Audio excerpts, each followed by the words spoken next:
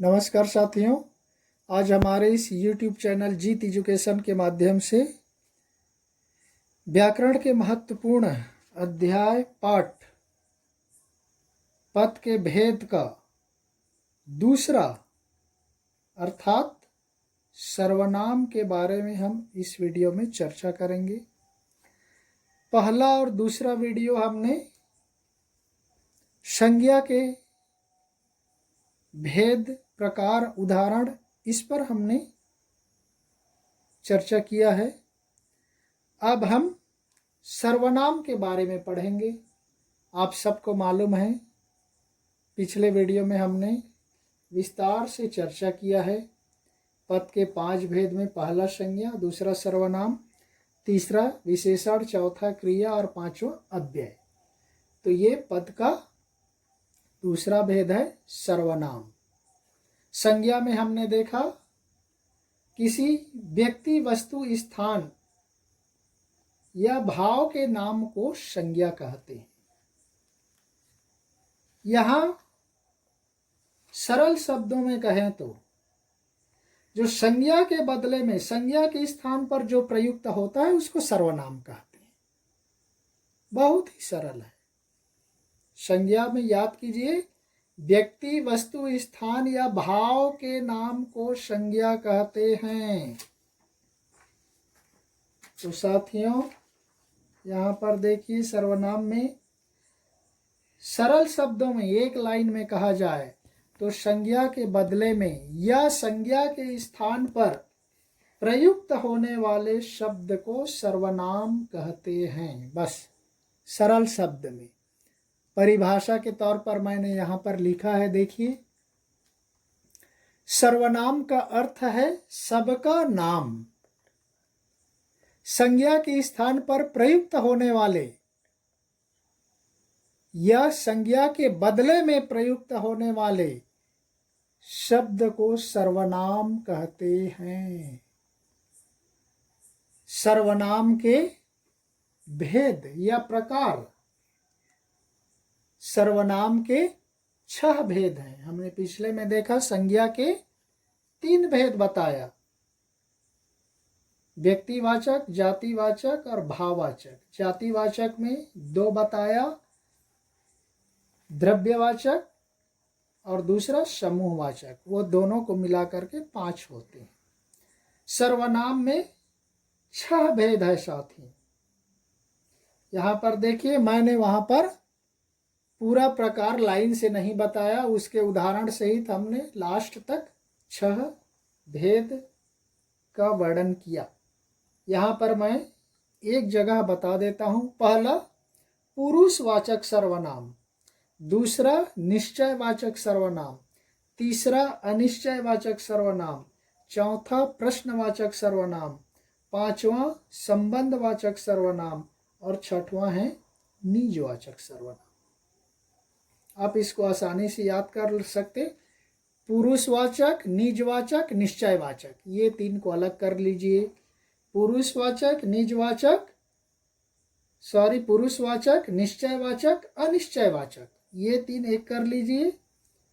और नीचे के 3 बचे, उसको प्रश्नवाचक, संबंधवाचक और निजवाचक। प्रश्न, संबंध, निज, ये 3 अलग कर लीजिए। 3 3 6 हो जाएगा। पुरुषवाचक सर्वनाम के अंतर्गत साथियों 3 भेद अलग हैं। पहला उत्तम पुरुष, दूसरा मध्यम पुरुष और तीसरा है अन्य पुरुष। ये पुरुषवाचक सर्वनाम के अलग भेद या प्रकार समझो, ये है। तो पहला पुरुषवाचक सर्वनाम देखिए, किसी भी प्रसंग में वक्ता के सामने 3 प्रकार के पुरुष व्यक्ति आते हैं। कोई भी बोलने वाला किसी भी व्यक्ति के सामने 3 तरह के व्यक्ति या पुरुष आते हैं। पहला, वह स्वयं वही उत्तम पुरुष बनता है। दूसरा, सुनने वाला मध्यम पुरुष बनता है।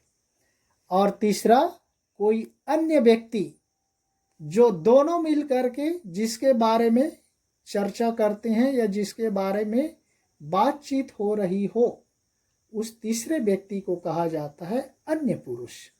तो ये आपको ध्यान रखना है।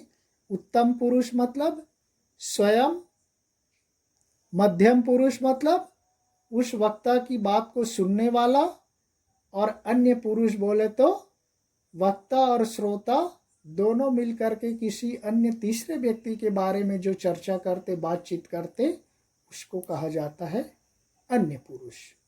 तो यहाँ पर देखिए उत्तम पुरुष। उत्तम पुरुष मैंने इसलिए प्रमुख प्रमुख चीज़ों को बोल्ड में रखा है।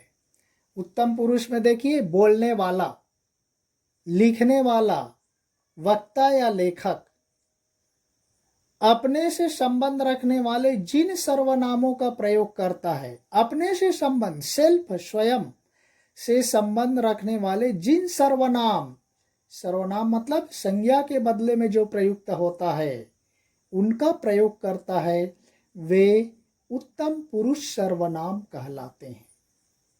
उदाहरण के तौर पर देखिए साथियों, मैं, मेरा, हम, हमारा, मुझको, हमको, मैंने, हमने, हमें, मुझे।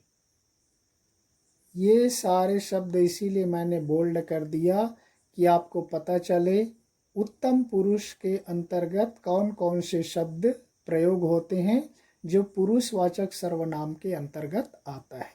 यहाँ पर देखिए किसी का नाम नहीं है, क्योंकि हम सर्वनाम पढ़ रहे हैं। सर्वनाम में नाम का प्रयोग नहीं होता, संज्ञा में नाम का प्रयोग होता है। सर्वनाम में नाम के बदले में जो शब्द होता है वही सर्वनाम है। तो उत्तम पुरुष में फिर से उदाहरण देख लीजिए, मैं, मेरा, हम, हमारा, मुझको, हमको, मैंने, हमने, हमें, मुझे। ये उत्तम पुरुष वाचक सर्वनाम के उदाहरण है। दूसरा देखिए मध्यम पुरुष। मध्यम पुरुष का प्रतीक क्या है? सुनने वाला। उत्तम पुरुष क्या है? वह स्वयं जो अपने बारे में वह प्रयोग करता है। मध्यम पुरुष क्या है? सुनने वाला। उसके सामने में कोई दूसरा व्यक्ति होता है, उसकी बातों को सुनता है। देखिए क्या लिखा है, वक्ता या लेखक सुनने वाले अथवा पढ़ने वाले के लिए जिन सर्वनामों का प्रयोग करता है उन्हें मध्यम पुरुषवाचक सर्वनाम कहते हैं। देखिए, वक्ता या लेखक सुनने वाले अथवा पढ़ने वाले के लिए जिन सर्वनामों का प्रयोग करता है, जो नाम के बदले में प्रयुक्त करता है, उन्हें मध्यम पुरुषवाचक सर्वनाम कहते हैं। उदाहरण आपको इधर मिलेगा साथियों, जैसे यहाँ पर उदाहरण दिया है, देखिए, तू, तुम, तेरा, तुम्हारा, तुझको, तुमको, तुझे, तुम्हें, आपको, आपने आदि। पिछले में हमने देखा था साथियों, मैं, मेरा, हम, हमारा, हमको, मुझको, मैंने, हमने, मुझे, हमें, इस तरह से है। लेकिन यहाँ पर देखिए मध्यम पुरुष में तू, क्योंकि हम दूसरे व्यक्ति से बात कर रहे हैं, तू का प्रयोग साथियों, वैसे एक अनादर के लिए भी तू का प्रयोग होता है, और अपने घनिष्ठ व्यक्ति या मित्र के लिए भी तू का प्रयोग किया जाता है। तू, तुम भी बोला जाता है। ये भी आदर सूचक नहीं माना जाता, आप का प्रयोग करते वास्तव में, लेकिन जो घनिष्ठ होते, जिगरी होते, उनके लिए तुम का प्रयोग किया जाता है। तुम तेरा, तुम्हारा, तुझको, तुमको, तुझे, तुम्हें, आपको, आपने, ये आदर्श सूचक है दोनों, आदि का प्रयोग किया जाता है। ये मध्यम पुरुष होता है, सुनने वाले व्यक्ति के लिए प्रयोग किया जाता है। और तीसरा देखिए साथियों, अन्य पुरुष, जिसके बारे में क्या कहा, वक्ता या लेखक सुनने या पढ़ने वालों के अलावा अन्य व्यक्तियों के लिए जिन सर्वनामों का प्रयोग करता है वह अन्य पुरुषवाचक सर्वनाम हो जाता है। देखिए, वक्ता या लेखक सुनने या पढ़ने वालों के अलावा अन्य व्यक्तियों के लिए, दूसरे व्यक्तियों के लिए जिन सर्वनामों का प्रयोग करता है उन्हें अन्य पुरुषवाचक सर्वनाम कहते हैं। जो दो व्यक्ति, वक्ता और श्रोता होते हैं, दोनों मिलकर के किसी तीसरे व्यक्ति के बारे में जो चर्चा करते हैं वह ही अन्य पुरुषवाचक सर्वनाम है। इसके प्रमुख 4 ही हैं, वह, वे, उसे, उन्हें। ये महत्वपूर्ण है क्योंकि वो थर्ड पर्सन के बारे में बात करते, तो वह, वे, उसे, उन्हें, इन्हीं शब्दों का, सर्वनामों का प्रयोग किया जाता है। तो ये है उत्तम पुरुष, मध्यम पुरुष और अन्य पुरुष, जो पुरुषवाचक सर्वनाम के बारे में उसके प्रकार के तौर पर प्रयोग किया जाता है। तो ये हुआ आपका पुरुषवाचक सर्वनाम। अब देखिए, दूसरा है हमारा सर्वनाम का दूसरा प्रकार, निश्चयवाचक सर्वनाम। नाम से ही पता चल रहा है, निश्चय, फिक्स। परिभाषा के तौर पर वहां लिखा हुआ है, देखिए, किसी निश्चित व्यक्ति, वस्तु, घटना या कर्म के लिए प्रयुक्त होने वाले सर्वनाम निश्चयवाचक सर्वनाम कहलाते हैं। निश्चय, किसी निश्चित चीज के लिए, जैसे उदाहरण के तौर पर यहाँ पर शब्द दिया है, देखिए, यह, ये, इन्हें, इनका, ये नजदीक के, पास के वस्तुओं के लिए प्रयोग किया जाता है। देखिए, यह, ये, इन्हें, इनका, ये हमारे नजदीकी किसी चीज के लिए यह सर्वनाम शब्द का प्रयोग किया जाता है। जबकि वह, वे, उन्हें, ये दूर की वस्तुओं या व्यक्तियों के लिए या घटना के लिए प्रयुक्त होता है। जैसे बोलते हैं ना, वह दूर के लिए, वह, वे बहुत से लोग हैं, तो उन्हें दूर की व्यक्ति, वस्तु या घटना के लिए इसका प्रयोग किया जाता है। उदाहरण के तौर पर, जैसे, फिर से देखिए, यहाँ पर उदाहरण दे दिया गया है सीधा सीधा। पहला देखिए, राम का घर यह नहीं वह है। राम का घर यह, मान लो कोई व्यक्ति आपको पूछ रहा है राम का घर कहाँ है, यही है, तो वह क्या उत्तर देगा, राम का घर यह नहीं वह है। जो उसके सामने में है यह राम का घर नहीं है, वो दूर में दिख रहा है 5 घर के बाद, वह घर राम का है। तो दूर के लिए वह हो गया, नजदीक के लिए यह हो गया। निश्चय, निश्चित है वही राम का घर है। दूसरा देखिए, मैं कुछ पुस्तकें लाया हूं, कुछ पुस्तकें हो गया है साथियों, वहां पर कुछ है, वो देखिए कछ हो गया है, वो कुछ है। थोड़ा लिखने में गलती हो ही जाता है एक दो, थोड़ा उसको सुधार लीजिए। मैं कुछ पुस्तकें लाया हूं, इन्हें तुम रख लो।